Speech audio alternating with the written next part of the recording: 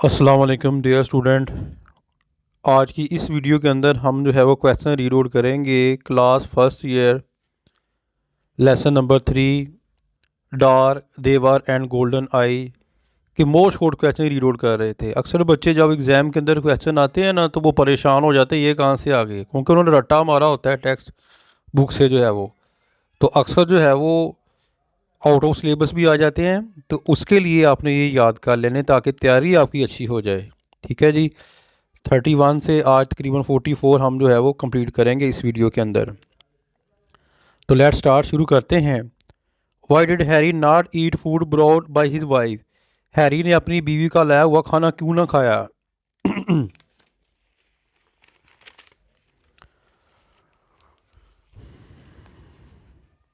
Harry did not ई ना खा सका द फूड, खाना ब्रॉड बाय हिज वाइफ जो उसकी बीवी लेकर आई।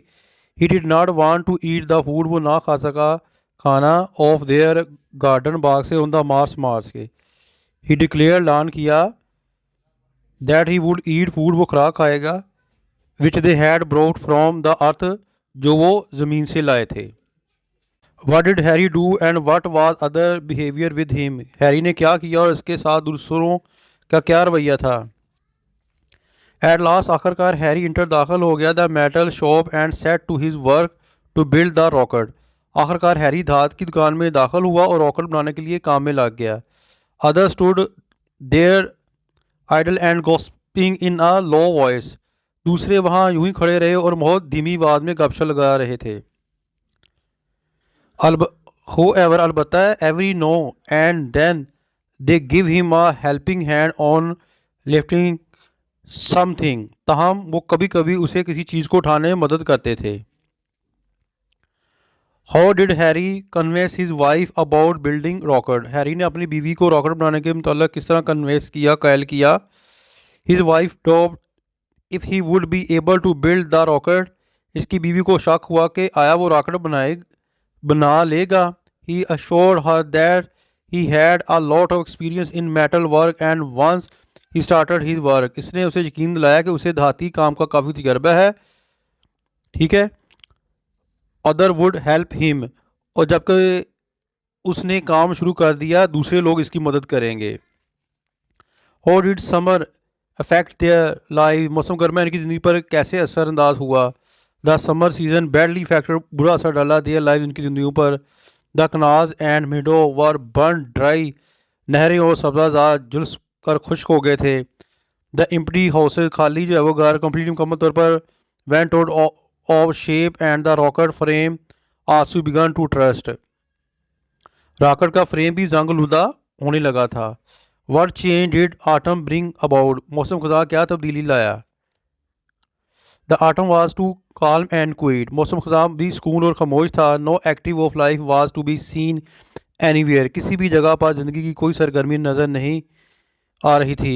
Harry became very dark and very golden eye नो and his wife declare that it was no time to go back.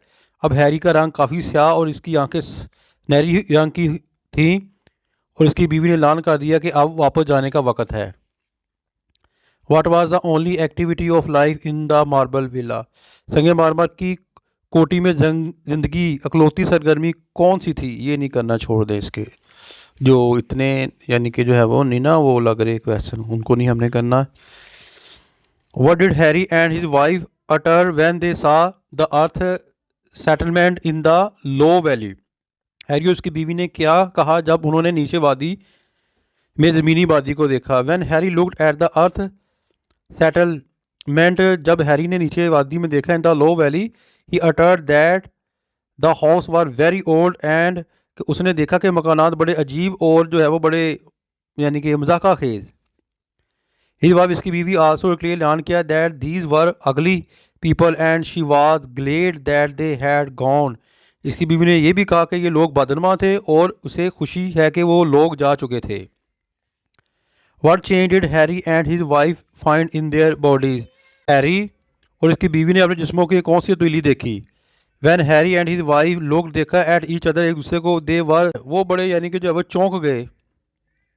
His wife, इसकी बीवी, appear golden and slender as his daughter and Harry seemed almost as young as their daughter। यानी कि इसकी बीवी इसकी बेटी की तरह सुनहरी और दुबली पतली दिखाई दी और तकरीबन अपनी सबसे बड़ी बेटी की तरह नौजवान दिखाई दिया। When did they expect to go back to town? वो कस्बे में कब वापस जाने की तवक्का करते थे? They expected to go back to the town any time in future. वो मुस्तकबिल में किसी भी वक्त कस्बे में वापस जाने की तवक्का करते थे। It might take them to so many year. इसमें यानी कि कई साल लग सकते थे। Now they were feeling warm and wanted to take a swim in the clear and cool water of the spring.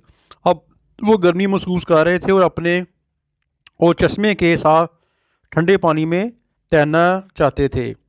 What happened after 5 years? 5 साल के बाद क्या वाक़या हुआ? ये नहीं करना। What does Harry mean when he used the word ghost for dead cities?